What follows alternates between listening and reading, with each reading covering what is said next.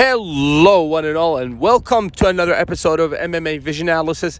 This one, I'm here to talk about Canelo Alvarez and him possibly fighting May 4th, the eve of Cinco de Mayo, as he always does around that time every year, or somewhat expected for Canelo to fight on Cinco de Mayo or the eve of Cinco de Mayo every year.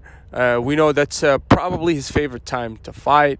But before getting into this video, make sure to like, comment, subscribe, and click that notification to get all of this that is new from this channel, your channel, the one and only MMA Vision Analysis. Canelo Alvarez is perhaps the next greatest thing for his generation of boxing, period, since Floyd Mayweather or Manny Pacquiao. I know there are people that will have different opinions in terms of other fighters. People will name all sorts of fighters. I'm talking about the fighters that are known to the majority of boxing fans, household names, the likes of Mike Tyson, Floyd Mayweather, and Manny Pacquiao. You see how that goes in order, and those guys solidified their names to even the average boxing fans know who Floyd Mayweather is or Manny Pacquiao, and even if they don't know the name, they will recognize the face. I think that's the same for Canelo Alvarez.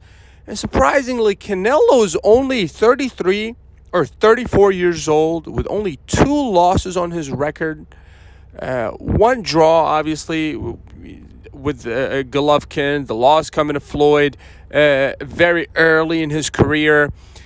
And now Cinco de Mayo is right around the corner, and obviously there's news circulating of Canelo entering the boxing ring once again on the eve of or the day of Cinco de Mayo.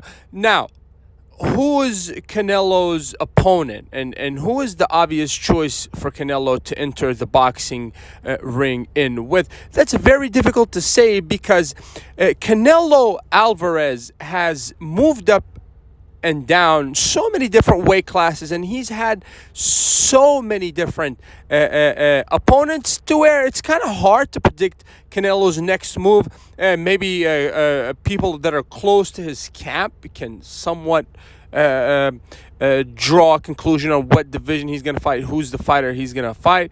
But recently, some news outlets have mentioned that there might be an immediate rematch with Charlo. Now, how much does that make sense? In all honesty, I wouldn't consider myself a boxing geek. I know very, very little about boxers. Obviously, the household names, the likes of Canelo Alvarez, we have to respect as combat sport lovers, and we have to know something about a fighter like Canelo. But there are no obvious names that pop into mind in terms of true competition for Canelo Alvarez. And I'm talking about in the weight divisions that he's been fighting at lately.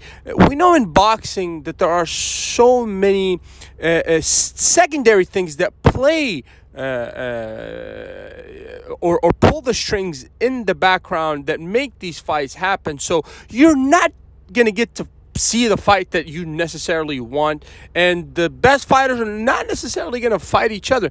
Now, I know stature-wise we can name so many different names, but Canelo does not fight in those weight classes. I know many people are going to say Spencer, they're going to say people are probably absurd enough to even mention Devontae Davis. We're talking about the weight classes that Canelo is actually fighting in. And Canelo's fighting big guys.